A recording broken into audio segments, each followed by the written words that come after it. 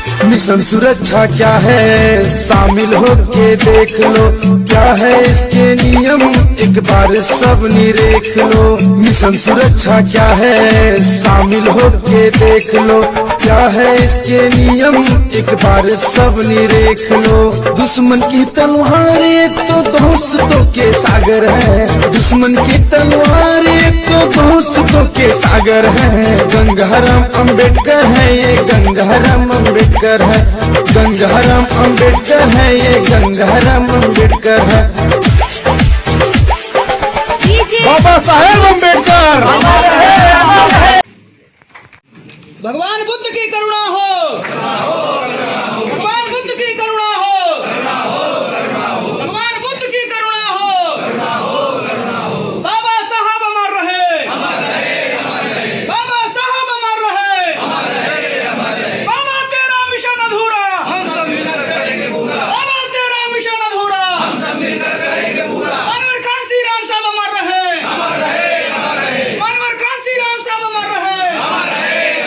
बाबा साहब का दूसरा नाम कांसी राम, कांसी राम। गंगाराम अंबेडकर जिंदाबाद, जिंदाबाद, जिंदाबाद। मिशन सुरक्षा परिषद जिंदाबाद, जिंदाबाद, जिंदाबाद। हम लोग इस कोशिश में लगे हुए हैं कि फुले शाहू अंबेडकर की और हमारे दूसरे महापुरुषों की विचारधारा को अपनाकर उनके संघर्ष से सबक सीखकर जो काम अधूरा रह गया है, बहुत ही कम हुआ है और बहुत ज्यादा बाकी पड़ा है, तो उस काम को हम लोग पूरा करने में लगे। अगर माननीय कांसी राम साहब नहीं होते तो शायद आज बाबा साहब डॉक्टर अंबेडकर को कोई नहीं जानता।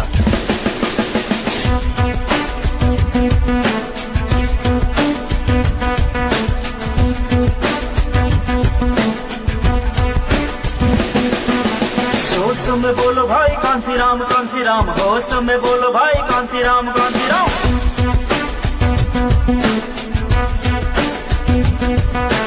जोश में बोलो भाई कांसी राम, कांसी राम। होश में बोलो भाई कांसी राम, कांसी राम। 15 मार्च को एक मसीहा जब धरती पर आया, आर्यों के वंशजों का तब से इंद्रासन हिल गया।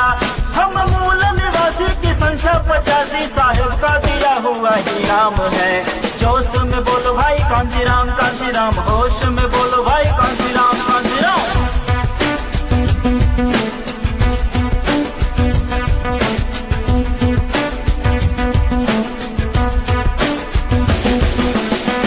के रक्षा उत्पादन विभाग में सहायक वैज्ञानिक पद पर काम किए। 14 अप्रैल की छुट्टी ना मिली तो मनुवादियों से लड़ने की ठान ली। अध्ययन किए बाबा साहेब का, शोषितों के सबसे बड़े नायक का। सन 1971 में आखिर समाज के लिए छोड़ दिए नौकरी। SC, ST, OBC माइनॉरिटी हित के लिए संस्था खोली तगड़ी। सामाजिक संगठन बाम से बनाया, पूरे देश में जागरूकता फैलाया। अंबेडकर की लहर है जो सब उनका ही परिणाम है। जोश में बोलो भाई कांसी राम, कांसी राम। होश में बोलो भाई कांसी राम, कांसी राम।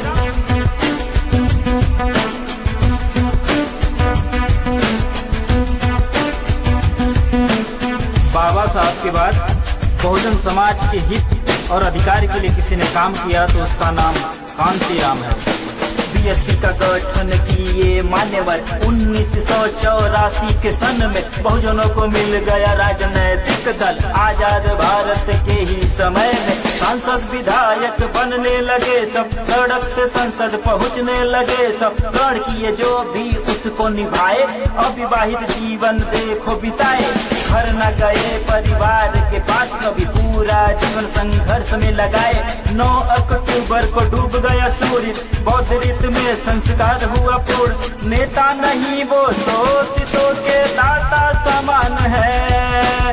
जोश में बोलो भाई कांसी राम, कांसी राम। होश में बोलो भाई कांसी राम, कांसी राम।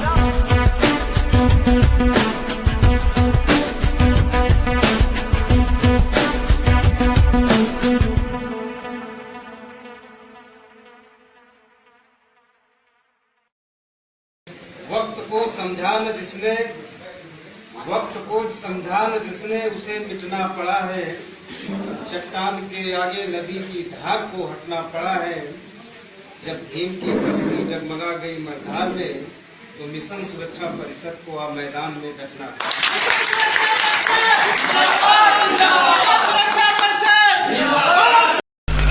कि बाबा साहब अम्बेडकर का जो सपना था कि जाओ अपनी दीवारों पर लिख लो, हमें इस देश की शासित कर्ता जमात बनना है।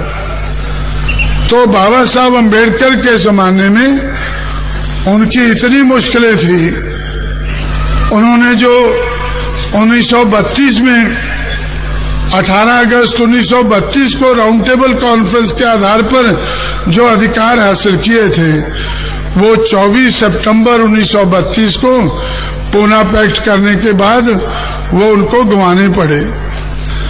और भी उनकी मुश्किलें रही, लेकिन बाबा साहब अम्बेडकर के रहते हुए कांग्रेस पार्टी और दूसरी मनुवादी पार्टियों ने बाबा साहब अम्बेडकर को शेड्यूल कास्ट से आगे नहीं बढ़ने दिया, 15% से आगे उनको नहीं बढ़ने दिया। लेकिन 1956 के बाद बाबा साहब अम्बेडकर के लेफ्टिनेंट्स ने बाबा साहब को नीचे खींचा, उनको नीचे खींचा। जो बाबा साहब अम्बेडकर की मूवमेंट 15% में थी, उसको 1% तक ले आए, क्योंकि उनकी मूवमेंट को मारों तक सीमित रखा, जिनकी पॉपुलेशन शेड्यूल कास्ट के में भी 6% है। तो देश की पॉपुलेशन का 1 हो गया। 100 में से 1 आदमी अगर बाबा साहब को मानता है, तो भाई कैसे शासित कर्ता जमात बनेगी? तो इसलिए नहीं बन सकी। मैंने इन सारी चीजों से सबक सीखकर सोचा कि भाई बंगाल में चंडाल संघर्ष कर रहे हैं, महाराष्ट्र में महार संघर्ष कर रहे हैं, पंजाब में चमार संघर्ष कर रहे हैं, लेकिन किसी का संघर्ष कामयाब नहीं हो रहा है। क्यों नहीं हो रहा है? क्योंकि ये लोगों को जाति के आधार पर तोड़ा गया है। तो मैंने सोचा कि जाति का आधार बनाकर शूद्र और अति शूद्र समाज को 6000 टुकड़ों में तोड़ा गया है। इसलिए ये जो तोड़े गए लोग हैं, जिनको बाबा साहब अम्बेडकर ने जोड़कर शेड्यूल कास्ट बनाया, शेड्यूल ट्राइब बनाया, ओबीसी बनाया, उनको 6000 टुकड़ों से जोड़कर 3 टुकड़े तो बना दिए हैं। लेकिन शेड्यूल कास्ट में 1500 जातियां हैं, शेड्यूल ट्राइब में 1000 है और ओबीसी में 3743 हैं। ये सारी मिलकर 6000 जातियां होती हैं। ये जो मुश्किल है, ये सिर्फ बाबा साहब अम्बेडकर की मुश्किल नहीं है, छत्रपति शाहू महाराज की मुश्किल नहीं है, ये मुश्किल महात्मा ज्योतिराव फुले की नहीं है, ये मुश्किल इन 6000 जातियों की है। इसलिए इस मुश्किल का हल यही है कि जाति का आधार बनाकर इनमें भेदभाव पैदा किया गया है, ऊंच नीच की भावना पैदा की गई है। ऊंच नीच की भावना को हटाकर, भेदभाव को हटाकर अगर इनमें भाईचारा पैदा करके जाति के आधार पर तोड़े हुए लोगों को जोड़ा जाए, तो ये तो बहुत ज्यादा हो जाते हैं। तो मैंने 6000 जातियों की आबादी को इकट्ठा किया, तो मुझे ऐसा लगा कि इस देश की आबादी का, पॉपुलेशन का ये 85% हो जाते हैं, ये 85% हो जाते हैं। और अगर 85% हो जाएं तो फिर तो ये देश के शासक बन सकते हैं। जो बाबा साहब कहते थे कि हमें इस देश की शासितकर्ता जमात बनना है, किन लोगों को बनना है? जिनको ब्राह्मणवाद ने, मनुवाद ने गिराया है, अपमानित किया है, पछाड़ा है।